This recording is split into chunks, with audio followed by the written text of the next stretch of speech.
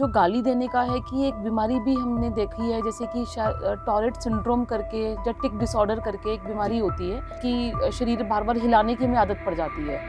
और vocal ticks में क्या होता है कि हम अलग अलग तरह के साउंड्स प्रोड्यूस करते हैं और सामने वाले को लगता है बार बार गाली क्यों दे रहा है, बार बार गाली क्यों दे रहा है। जब भी स्ट्रेस होगा वो मतलब इस चीज़ को बढ़ा देगा, तो इट मीन्स उसको कोई ना कोई बीमारी है। तो किसी को मुक्का मारने का मन करता है बट मैं कंट्रोल कर लेती हूँ, मुझे गुस्सा आता है मैं कंट्रोल कर लेती हूँ। इसमें क्या होता है ना, बैठे बैठे ना बाल तोड़ते रहते हो, तो सोचो मतलब जो पेशेंट तोड़ रहा है ना उसको पेन भी नहीं होता है। उसमें क्या होता है, उनको लगता है कि फंगल इन्फेक्शन हो गई है, डैंड्रफ हो गया है। नमस्कार, आपके साथ मैं हूं अंकित यादव। आप सभी का स्वागत है स्वास्थ्य पर संवाद कार्यक्रम में। हेल्थ पर आधारित पॉडकास्ट की आज हम शुरुआत कर रहे हैं। इस पर हम तमाम तरह की दृश्य और अदृश्य बीमारियों पर चर्चा करेंगे, जिसके लिए हमारे साथ अलग अलग विशेषज्ञ चिकित्सक मौजूद रहेंगे, जो न सिर्फ उन बीमारियों के बारे में बताएंगे बल्कि हमें उन बीमारियों से कैसे निजात मिल सकता है, उनके बचाव के उपाय क्या हो सकते हैं, इस बारे में भी बताएंगे।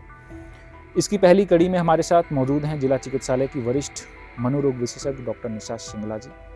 मैडम, पहले तो आपका बहुत बहुत स्वागत है आज के इस कार्यक्रम में। हम अक्सर देखते हैं कि आज एक नया ट्रेंड देखने को मिलता है कि मतलब छोटा बच्चा हो या मतलब 10 साल से लेकर के 20 साल तक जो किशोर होते हैं, मतलब 20 से ज़्यादा भी देखने को मिलते हैं, जो हर बात में उनकी गाली देने की एक हैबिट होती है। कई बार ये सामान्य स्थिति हो सकती है, लेकिन जब ये बहुत ज़्यादा देखने को मिलता है कि लोग खुशी में तो गाली देते ही हैं, लेकिन जब स्ट्रेस में होते हैं, तनाव में होते हैं, दुखी होते हैं, उस दौरान भी वो गाली देते हैं। तो आप इस ट्रेंड को, इस आदत को, इस लक्षण को कैसे देखते हैं? देखो, ये एक जो गाली देना होता है ये ना आप बचपन से भी सीखते हैं, कई बार अपने घर से भी सीखते हैं, आजकल सोशल मीडिया से भी सीख रहे हैं। तो गाली देने का एक तरीका होता है कि अब ज़्यादातर आप गुस्से में ही देते हो, जब तो गाली देते हो ना, अब जब भी आपको गुस्सा आता है, कोई चीज़ पसंद नहीं आ रही है तो आप गाली दे के सामने वाले को चुप करा देते हो, तो एक उनके बिहेवियर में आ जाती है ये चीज़। बट ये भी है कि जो गाली देने का है कि एक बीमारी भी हमने देखी है, जैसे कि टॉरेट सिंड्रोम करके या टिक डिसऑर्डर करके एक बीमारी होती है, जिसमें क्या होता है कि ना उसके जो इंसान होता है वो गाली देना नहीं चाहता बट उसके मुंह से निकलती रहती है बार बार, तो हम उसको टिक डिसऑर्डर कहते हैं। और जब एक चीज़ बहुत क्रॉनिक हो जाती है तो हम उसको टॉरेट सिंड्रोम भी कहते हैं। जी, तो आप जैसे आपके पास भी इस तरह के कई मामले आते होंगे, तो शुरुआत में इसके किस तरह के लक्षण जो अभिभावक अपने बच्चों को लेके आते हैं, क्या कुछ बताते हैं कि किस तरीके के शुरुआती सिम्टम्स क्या देखने को मिलते हैं? देखो, शुरुआती में क्या होता है, बेसिकली जो टिक डिसऑर्डर होता है ज़्यादा से ये हमें 10 से लेके 15-16 साल की उम्र में शुरुआत हो जाती है इस डिसऑर्डर की जो होती है। और इसमें 2 प्रकार के हमारे मेन लक्षण मिलते हैं, एक तो होते हैं मोटर टिक्स मिलते हैं और एक वोकल टिक्स मिलते हैं। मोटर में क्या होता है कि जैसे कि हमारे शरीर में कोई भी, जैसे कि शरीर बार बार हिलाने की हमें आदत पड़ जाती है। और वोकल टिक्स में क्या होता है कि हम अलग अलग तरह के साउंड्स प्रोड्यूस करते हैं, और कई बार क्या होता है कि आप साउंड्स के साथ साथ आप गाली भी देना शुरू कर देते हैं, लेकिन वो जो गाली होती है वो उनके कंट्रोल में नहीं होती है, और सामने वाले को लगता है बार बार गाली क्यों दे रहा है, बार बार गाली क्यों दे रहा है। तो उसका जो होता है ना कि फ्रेंड सर्कल में या उसमें उसका जो लोग उसको अच्छा नहीं मानते, कोई भी नहीं अच्छा मानेगा गाली दे रहा है, बट हम उसको समझ नहीं पाते हैं उस चीज़ को कि गाली क्यों दे रहा है। तो ये एक टिक डिसऑर्डर है, जब टॉरेट सिंड्रोम जब क्रॉनिक हो जाता है इसको टॉरेट सिंड्रोम भी कहते हैं। और मोटर डिसऑर्डर में जैसे मैं आपको 3-4 एग्जांपल्स दे देती हूँ, जैसे कि इसमें शोल्डर श्रगिंग होती है, बार बार कोई ऐसे ऐसे बार बार करने की आदत होती है, ठीक है, किसी को क्या बोलते हैं, ऐसे ऐसे करने की आदत रहती है, ठीक है। वोकल टिक्स में अलग अलग तरह के साउंड्स प्रोड्यूस करता है, इस तरह के साउंड प्रोड्यूस कर सकता है, मतलब जब भी स्ट्रेस होगा वो मतलब इस चीज़ को बढ़ा देगा। अच्छा, इसके स्टैंडर्ड क्या होते हैं, जैसे कब हम इसको सामान्य माने और कब ये सिंड्रोम में तब्दील हो जाता है, इसके क्या कुछ स्टैंडर्ड या मानक हम तय कर सकते हैं? देखो, इसमें ये है कि जब पेशेंट खुद से आता है, इसमें खुद अवेयरनेस होती है कि मैं कोशिश कर रहा हूँ बट मेरे मुंह से फिर भी गाली निकल रही है, तो इट मीन्स उसको कोई ना कोई बीमारी है।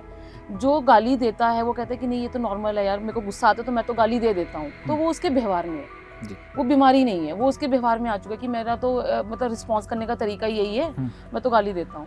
बट अगर ये कहेगा कि नहीं, क्या बोलते हैं, मैं कोशिश बहुत कर रहा हूँ, मेरे से नहीं हो पा रहा है, मेरे साथ ये चीज़ निकल जाती है, तो इट मीन्स उसको ये बीमारी है। और जैसे मैं एक केस भी बताना चाहती हूँ, जैसे हमारे पास एक बच्चा आया था, स्टार्टिंग में उसको यही फिजिकल टिक्स ज़्यादा थे, मोटर टिक्स ज़्यादा थे, ठीक है। तो उसमें क्या हुआ, जैसे इनिशियल हम ध्यान भी नहीं देते कि चलो कोई बात नहीं, इट्स अ हैबिट है ना, तो धीरे-धीरे करके मैंने देखा कि उसमें ओवर द टाइम कि और भी सिम्पटम्स आने लगे और उसके लास्ट में क्या हुआ, जब वो 25 का हुआ, 30 का हुआ, सिम्पटम्स और भी बढ़े, मानसिक सिम्पटम्स और भी बढ़े, बट साथ में उसको गाली देने की भी आदत पड़ी थी। जी। तो जब वो गाली देने की आदत पड़ी, वो हमारे पास तब आए थे जब हमने फिर पास हिस्ट्री ली, तब पता चला कि 14-15 साल में शुरू हो गए थे। वो कहते कि मुझे अब छोटी-छोटी बात पे गाली देने का मतलब वो होता है, क्योंकि वो अवेयर होने लग गया था उस समय तक। जब ये शुरू होती है ना 14-15 साल में, तो हमें खुद ही नहीं पता हमारे साथ हो क्या रहा है। बिल्कुल। जी। तो जैसे जैसे बड़े होते हैं, फिर शायद आजकल जैसे हम देख रहे हैं कि मानसिक बीमारियों को हम लोग अवेयर कर रहे हैं, लोगों को जागरूक कर रहे हैं, तो उसको भी कहीं ना कहीं वीडियो से देखा, तो हमारे पास वो पेशेंट आया, तब हमने उसको हेल्प किया, थोड़ा ट्रीटमेंट करने में उसकी मदद की हमने। जी। आपने बहुत सही बातें बताई हैं। अगर हम इसके वैज्ञानिक कारणों पे जाते हैं, क्योंकि बहुत सारे हम कॉज देखते हैं, इसके वैज्ञानिक कारण क्या हो सकते हैं? ऐसे मतलब अपने मनोस्थिति में जो चेंजेस आते हैं, मस्तिष्क में ऐसे क्या कुछ बदलाव आते हैं जिसकी वजह से इस तरह के सिंड्रोम जो है हमें देखने को मिलते हैं? देखो, टॉरेट सिंड्रोम जो है, it's a neuro developmental disorder. जी। इसका मतलब क्या होता है कि आपके जब ब्रेन का विकास हो रहा होता है, जब बच्चा माँ के पेट के अंदर ही होता है, जब वो प्रेग्नेंट होती है, उसी समय हमारे ब्रेन की डेवलपमेंट होती है, तो उसी दौरान कोई ना कोई ब्रेन में विकास में हमारे कोई ना कोई दिक्कत हो जाती है। जी। तो वो अभी इसका कोई क्लैरिटी मैं बोलूँ कि इसी वजह से होता है, ऐसा कोई थ्योरी नहीं है। अच्छा। और कुछ थ्योरीज हैं, जैसे कि कहते हैं कि हमारे में कुछ डोपामीन का जो लेवल है वो बॉडी मतलब ब्रेन में बढ़ जाता है, इसलिए भी हो सकता है। जी। दूसरा, कोई एक सर्किट होता है जिससे हम लोग कोई चीज़ करने का मन करता है, मेरे को किसी को मुक्का मारने का मन करता है, बट मैं कंट्रोल कर लेती हूँ, मुझे गुस्सा आता है, मैं कंट्रोल कर लेती हूँ, बट उनमें वो जो सर्किट में जो इनहिबिशन होती है कि नहीं मैं कंट्रोल नहीं कर पा रहा हूँ, तो वो उसमें डिसफंक्शन हो जाता है कुछ ना कुछ। तो एक वो भी थ्योरी है। थर्ड की जेनेटिक प्रीडिस्पोजिशन भी होता है कि जैसे घर में किसी कोई हिस्ट्री है तो उसकी वजह से भी हो जाता है।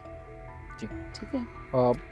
हम इससे आगे बढ़ते हैं, मतलब हम एक स्थिति को भी देख, बच्चे तनाव में होते हैं, हम कई बार देखते हैं कि हमें बिना बात के गुस्सा आता है, मतलब कोई कारण नहीं है, हम अकेले बैठे हुए हमें गुस्सा आ रहा है, हमने गाली दी या हमने दीवार में अपना हाथ मार दिया और हमें रिलैक्स मिल गया।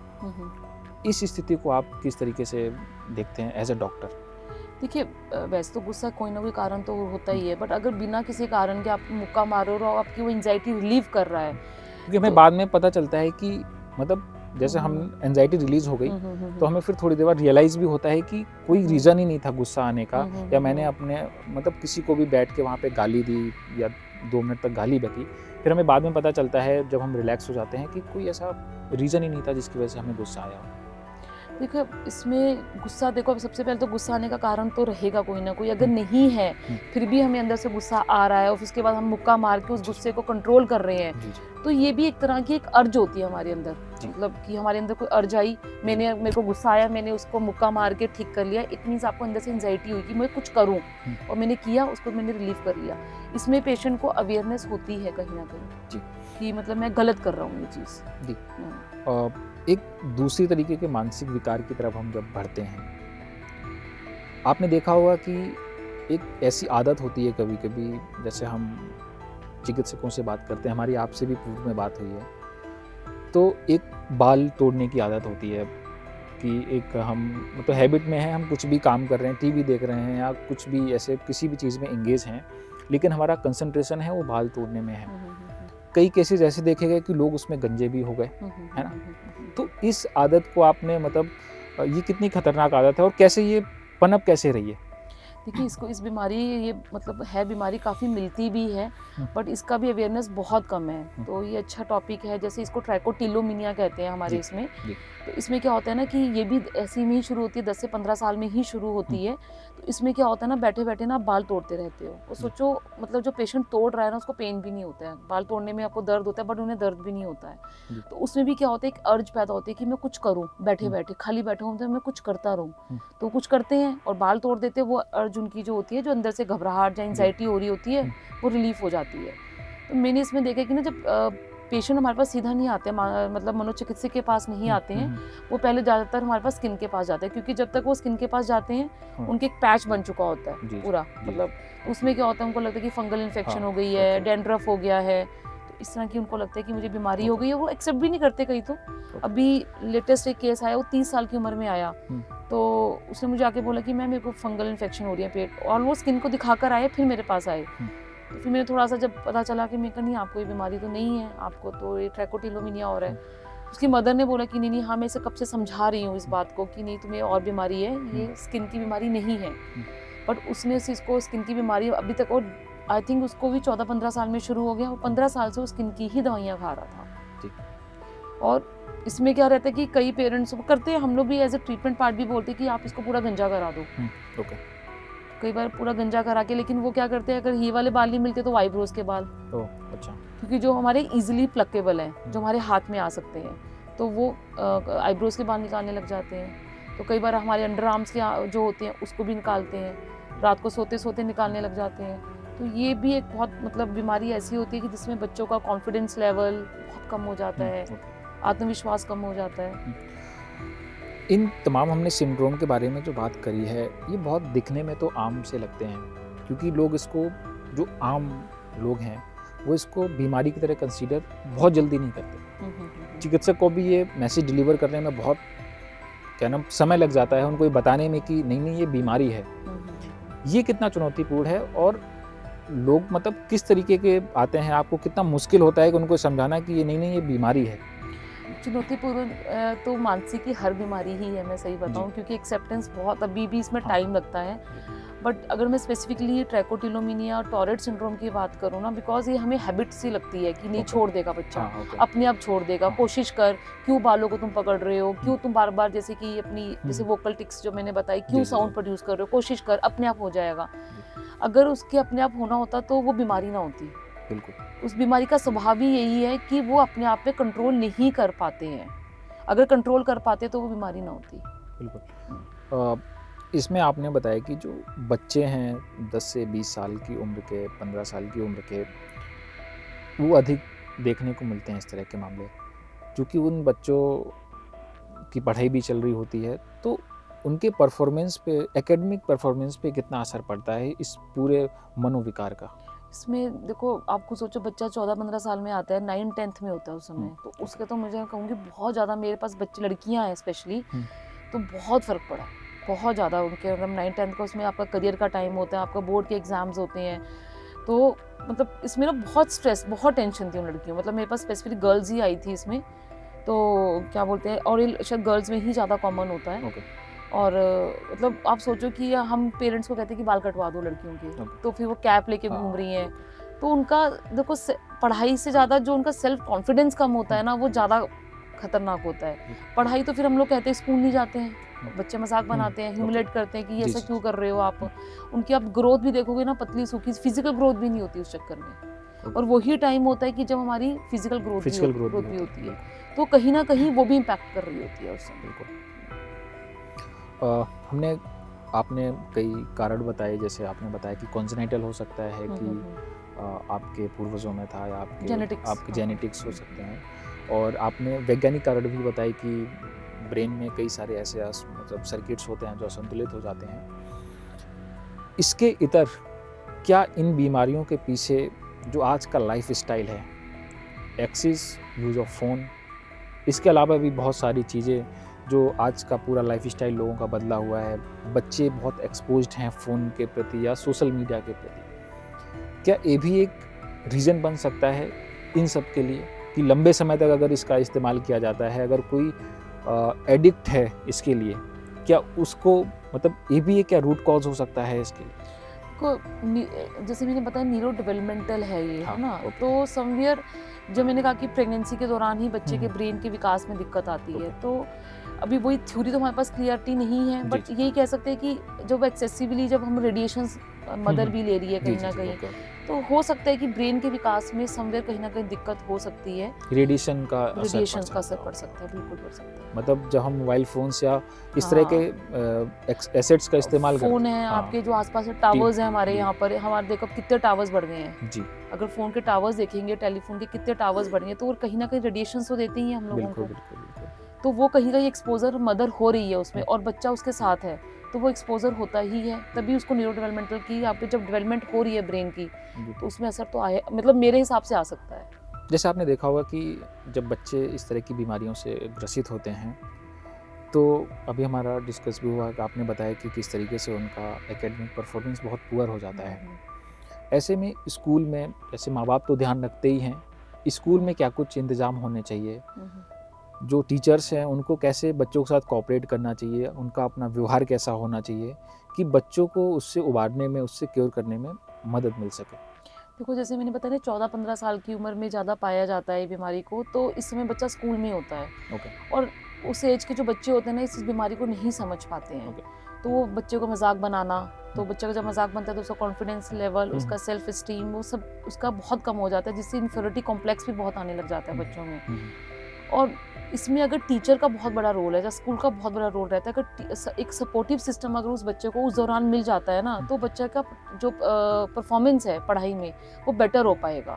तो टीचर्स को चाहिए कि उस बच्चे के लिए स्पेशल जो होता है ना, कि पहले तो बच्चों को समझाए कि इस बच्चे के साथ आप हमेशा एक अच्छा एनवायरनमेंट, उसको सपोर्टिव एनवायरनमेंट दो, क्योंकि एक ये बीमारी है जो हम लोग इसको सपोर्ट के द्वारा ठीक किया जा सकता है। एक ये भी देखा गया है कि जैसे कोई भी मानसिक विकार से जूझ रहा है तो उसके मन में ना, जब जैसे आपने बताया इन्फीरियरिटी कॉम्प्लेक्स आते हैं या कोई उसको बुली करता है स्कूल कॉलेज में, उसके फ्रेंड्स इवन, तो उसके दिमाग में कई सारे गलत कदम उठाने के भी विचार आते हैं, सुसाइडल थॉट्स आते हैं उसके दिमाग में। तो इस पर थोड़ा सा बताइए, क्योंकि ये कौन सी स्थिति होती है जब दिमाग में इस तरीके के क्या नाम हैजर्डस थॉट्स आते हैं? अब जैसे अगर हम इसी बीमारी के बारे में बात कर रहे हैं, ये तो मतलब ऐसी बीमारी है ना कि जो इसकी उम्र भी ऐसी शुरू होने वाली है। और जब आप खुद सोचो कि आप वोकल टिक्स कर रहे हो, आप मोटर मूवमेंट्स कर रहे हो, तो आपका मजाक बना रहे हैं बच्चे की, क्या कर रहे हो आप, जब आप बाल आपके पैचेस बन गए आपके ब्रेन इसमें, तो आपके इस एज में क्या होता है, आपको अच्छा दिखने का मन करता है, आपको हमेशा आपकी आइडेंटिटी बनती है आप लोगों के सामने कि आप कैसे प्रेजेंट कर रहे हो। और इस दौरान अगर चीज़ें नहीं हो रही हैं तो बच्चे के मन में एक हीन भावना पैदा होती है, क्योंकि आप उसमें बार बार बुली हो रहे हो।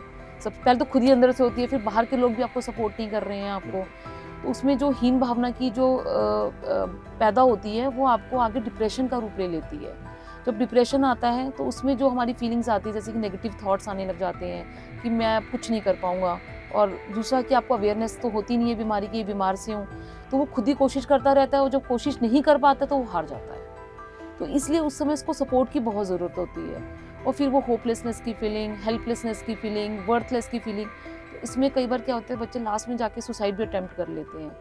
तो इसीलिए मुझे लगता है बीमारी को जानना, फैमिली सपोर्ट होना, प्लस स्कूल की सपोर्ट होना, टीचर्स की सपोर्ट होना बहुत ज़रूरी है। बच्चों को अगर हम इसमें जागरूक करें कि नहीं हमें हेल्प करनी है, तो उनमें एक ग्रेटिट्यूड की भी भावना जो बच्चों में है हम पैदा कर सकते हैं। एक महत्वपूर्ण बात मैं आपसे जानना चाहता हूँ, हमारे दर्शक भी जानना चाहते हैं कि मतलब इससे कैसे बचा जाए, और अगर इसके प्रिवेंटिव मेजर क्या हो सकते हैं, की प्रिवेंटिव मेजर क्या हो सकते हैं, और कब उनको डॉक्टर से सलाह लेनी चाहिए, किस परिस्थिति में, क्योंकि समय रहते अगर डॉक्टरी सलाह मिल जाती है तो शायद उसको जल्दी क्योर किया जा सकता है। तो इसके बचाव के उपाय क्या हो सकते हैं? देखो, एक तो मुझे लगता है कि मदर जब प्रेगनेंसी में होती है ना, हाँ। उस दौरान कोई इन्फेक्शन से बचे रहे तो सबसे इम्पोर्टेंट है। ओके।